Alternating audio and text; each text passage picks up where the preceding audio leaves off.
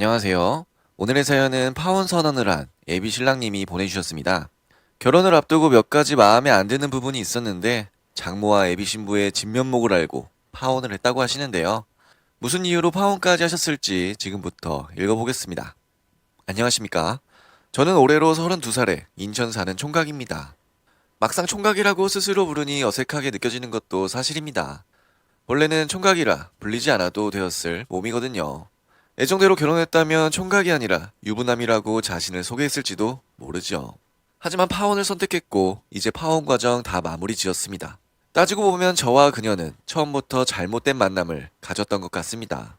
물론 처음에는 그녀가 그럴 줄 몰랐죠. 눈에 콩깍지가 낀다고 하죠. 제가 딱 그랬던 것 같습니다. 처음에 그녀를 본 것이 대학 막 졸업하고 면접학원 다닐 때의 일이었습니다. 저처럼 취준생이었던 그녀를 보았는데 첫눈에 반할 만큼 예쁘더라고요. 외모로 따지면 저보다 나은 건 지금도 인정하는 부분입니다. 하라는 면접 공부보다 그녀에게 눈이 더 갈 정도였고 결국 제가 용기를 내어서 연락처를 물어보았습니다.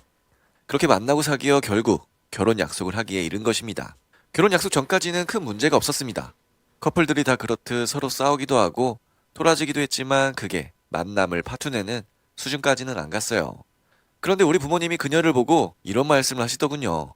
애가 참해 보이기는 하는데 마음에 걸린다. 뭐가 마음에 걸려요? 그걸 잘 모르겠으니까 그래. 아무튼 우리는 제가 마음에 안 든다.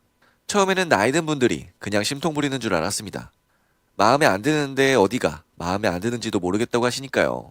저는 일부러 그녀에게 우리 부모님이 자기 마음에 안 든다는 말은 안 했고 그녀도 그냥 자기 본 모습 그대로 우리 부모님을 몇 번 더 만났습니다. 그러다 부모님이 마침내 감을 잡으시더라고요.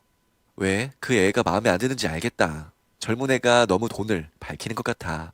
우리 부모님이 말씀하시는 건 사실 저도 느끼는 부분이기도 했습니다. 말하자면 자기 지갑에서 돈 잘 안 쓰려고 하는 스타일이랄까요? 데이트 비용이니 뭐니 그녀가 돈을 쓴 건 손에 꼽습니다. 아직도 취준생이라면 모를까? 취업을 저보다 2달 빨리 했는데도 지나칠 만큼 자기 돈 쓰는 걸 아까워하더라고요. 저 역시 마음에 걸리는 부분이었지만 그래도 그때 그녀를 사랑했기에 부모님에게 좋게 말씀드렸습니다. 그래도 낭비는 안 하는 애예요. 돈 밝히고 낭비 안 하면 빨리 돈 모으고 좋죠. 저의 이런 변호에도 부모님은 영 내켜하시지 않은 기색이었습니다. 결혼 역시 은근히 반대하셨지만 제가 밀어붙여서 성사된 것입니다. 그 과정에서 장인장모 될 사람들과도 몇 번 만났어요. 막말로 하면 끼리끼리 같은 족속들이었습니다. 그녀와 세트로 하나같이 비슷한 사람들이었어요. 돈 밝히고 또 자기 돈 안 쓰고 싶어 하는 사람들요. 결혼할 때부터 정말 장인장모 될 사람들이 자기 집안 돈 아끼려고 하는 게 제 눈에도 보일 정도였습니다. 그녀와 결혼할 생각으로 콩깍지가 껴있던 제 눈에도 장인장모가 하는 짓이 좀 심하다고 생각할 정도였으니 제3자가 보기에는 더했겠죠. 어떻게든 우리 집안에서 좀 더 돈 쓰게 만들려고 애쓰는 모습이 참 추했습니다. 하지만 저는 모른 척 했습니다.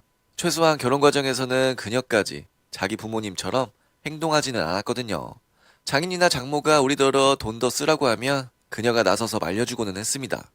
덕분에 부인 보고 사는 거지 장인 장모 보고 사는 건 아니다 라고 자신을 설득시킬 수 있었죠. 그러다 신혼집 문제가 폭발한 겁니다. 말씀드렸듯 저는 인천에서 살고 있습니다. 하지만 신혼집은 인서울에서 마련하고 싶었어요. 그래서 때마침 시골 논밭 정리하고 돈 좀 만지게 된 부모님 지원에 제 돈 모조리 쏟아서 신혼집을 마련하기로 했습니다. 제가 가진 거 쏟아부어 신혼집을 잘 마련하겠다고 말을 해서 장인장모 그녀 모두 기대하는 눈치였어요. 그리고 집의 스펙을 알려주었습니다. 20평대의 괜찮은 아파트라고요. 그러자 면전에서 그녀 표정부터 썩어 들어가더군요. 정말 사람 표정이 한순간에 그렇게 썩어 들어갈 수 있다는 게 놀랄 정도였습니다. 왜 그래? 만족스럽지 않아? 그걸 말이라고 해? 그녀는 매몰차게 쏘아붙이고 이야기하던 카페에서 나가버리더군요. 잠시 멍하니 있자니 장모라는 인간에게서 전화가 왔습니다. 이야기 들었네. 지금 뭐 하는 건가? 뭘 하다녀? 신혼집 말이야. 우리 애 그렇게 기대하게 만들어 놓고 27평인가 28평 집이라며? 결국 신혼집이 마음에 안 든다는 이야기였습니다. 그때까지만 해도 파혼 생각은 하지도 않던 저였기에 그녀에게 미처 못한 말을 하려고 했습니다. 근데 제 말을 들을 생각도 안 하고 장모라는 인간이 계속 쏘아붙여요. 저 혼자 마련한 집도 아니고 부모님 지원받아서 마련한 집이 고작 20평대냐? 요즘 인천 20평대면 중간도 못 된다. 자네나 우리 부모님이나 형편이 나쁘지 않다고 들었는데 고작 이거냐? 우리 딸을 얼마나 우습게 보았으면 이런 식으로 행동하냐? 정말 사람을 쓰레기로 취급하며 이래저래 퍼붓는 겁니다. 저도 사람인데 화가 안 날 수 있겠어요? 더 기가 막힌 건 전화 도중에 그녀에게 카톡이 왔다는 겁니다. 카톡으로나마 사과하는 메시지를 보낸 줄 알았는데 아니더군요. 오빠, 실망이야. 이 메시지를 본 순간 저는 장인장모는 물론 그녀까지 하나같이 답이 없는 속물이라는 사실을 깨달았습니다. 막말로 인천의 27평 아파트 신혼집이 그렇게 나쁜 조건입니까? 아니잖아요. 그것도 전세도 아니고 집을 사서 들어가는 건데요. 물론 저와 제 부모님 돈으로 사는 거니 제 명의로 할 집이지만 그래도 그게 나쁜 조건이 아니잖아요. 근데도 장인장모 그녀 셋이 한꺼번에 저를 답이 없는 신랑처럼 치부하는 겁니다. 제가 한창 듣고 있다가 그 인간들에게 각각 메시지를 보냈습니다. 내가 말한 아파트 강남 역삼동에 있어. 그 메시지를 받고 잠시 조용하더군요. 그러다 그녀에게 다시 메시지가 왔습니다. 아, 난 그런 줄도 모르고 열냈네. 미안해, 우리 엄마가 전화한 것도 못 들은 걸로 해. 여기서 못 들은 걸로 했다면 제가 말 그대로 호구 아니겠습니까? 저는 호구가 아니었습니다. 장모가 제게 한 말을 그대로 녹음해 놓았죠. 그래서 그녀에게 통보했습니다. 꺼져. 제 메시지를 본 그녀는 무슨 소리인지 못 알아듣는 눈치더군요. 그래서 제가 확실히 못을 박았습니다. 파혼해. 몇 분 뒤 장모에게 다시 전화가 왔습니다. 조금 전 저를 막장 사위 취급했을 때와는 목소리부터 달라지더군요.